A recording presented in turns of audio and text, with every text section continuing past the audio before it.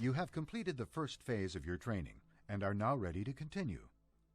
Before you expand your open water training, we need to once again review some of the risks as they apply to scuba diving in the open water.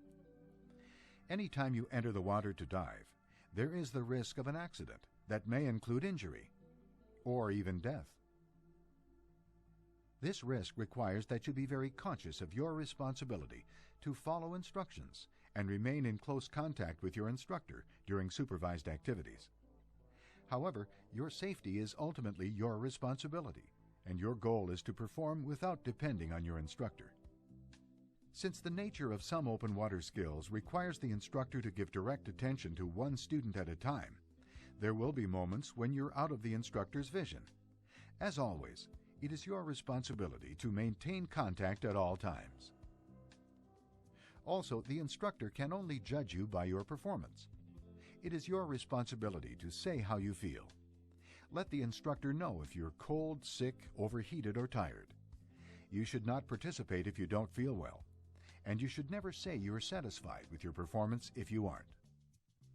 This video will show areas of risk in the open water, so you have a clear understanding of your responsibilities prior to signing the required forms.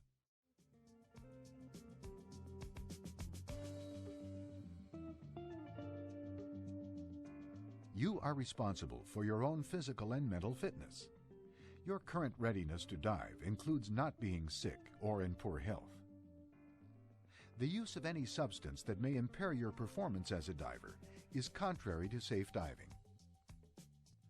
It is natural to feel somewhat excited, even stressed, prior to open water diving. But remember, you have been trained to deal with the risks. Follow the rules and dive within your limits, and you will have a wonderful adventure.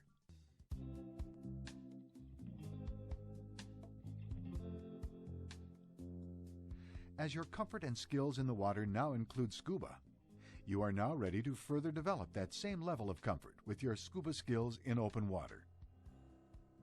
Risk cannot be totally removed from scuba diving or any other activity, but you can deal with it by learning to dive and by following the safe diving rules.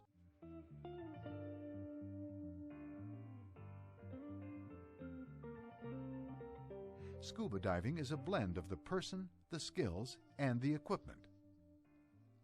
You need a proper, complete total diving system that fits and is adjusted for you. Purchasing a total diving system that is best for you will improve your safety and enjoyment of diving. One last but important part of diving is learning to take proper care of your total diving system after every dive to prevent the risk of injury from equipment problems or failure.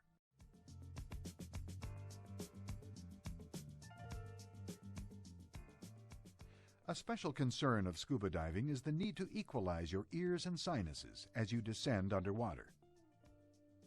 By controlling your buoyancy with your BC, you can provide yourself time to equalize and not go beyond your planned depth.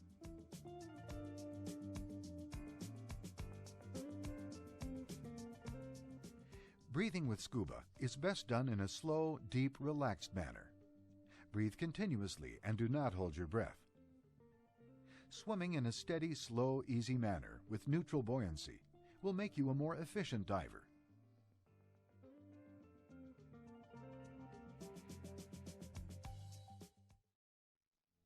Another major concern of scuba diving is the possibility of having an overexpansion injury while ascending.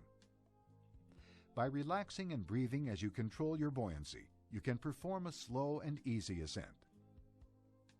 You need to look up, reach up, and proceed with care as you approach the surface. Otherwise, you might hit something, such as a boat, on the way up.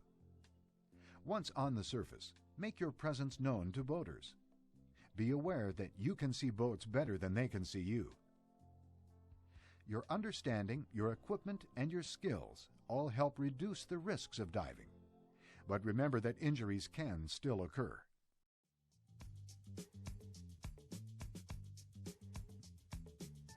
One concern about temperature is that you might overheat on the surface while you are putting on your dive gear. The other concern is that you may become excessively cold while underwater. Water takes away body heat 25 times faster than air. Therefore, divers need to wear the correct protective suit for the water temperature.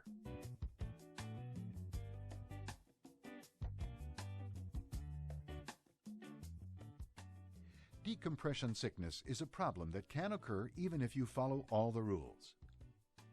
This is something you need to know and understand. Time underwater is based on decompression needs, air consumption, and comfort. You need to plan your dive and monitor your air supply to avoid running out of air. An out-of-air situation could lead to panic and drowning.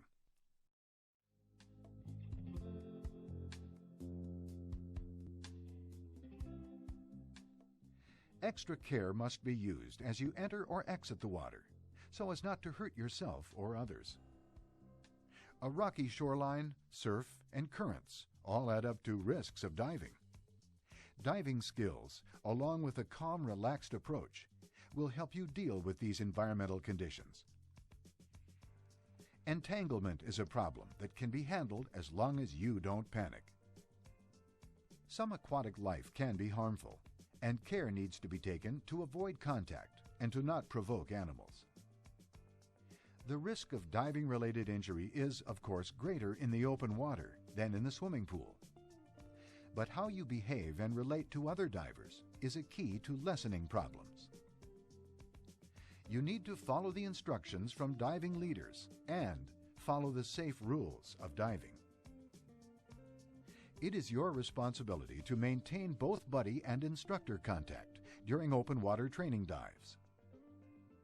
At the same time, only do those things to and with your buddy that you are comfortable with. You need to stay within your comfort zone.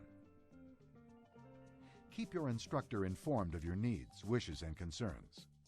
The whole process of instruction will therefore go far better. Remember, the instructor only knows how you look, not how you feel. Stress is a normal and expected part of scuba diving. You need to control it to be able to solve problems while in the water. By developing a higher level of awareness of yourself, your buddy, your skills, your total diving system, and the environment, you will be a better and safer diver. By putting all these ideas together with your training, you will be ready to dive in open water. Risk is a part of life. Activities that add adventure to our lives also add risks. Yet most recreational divers enjoy scuba diving without ever having an injury. At the same time, no one can guarantee that you will never have an accident. Scuba diving is an extremely interesting and enjoyable recreational activity. With the information provided here, your diving instruction, and a thinking approach to scuba diving, you can have exciting adventures with a known and controllable degree of risk. Now that you have been informed of the risks of scuba diving, you can go through the details of completing the necessary forms in which you acknowledge this information so that you can proceed with your diving activities.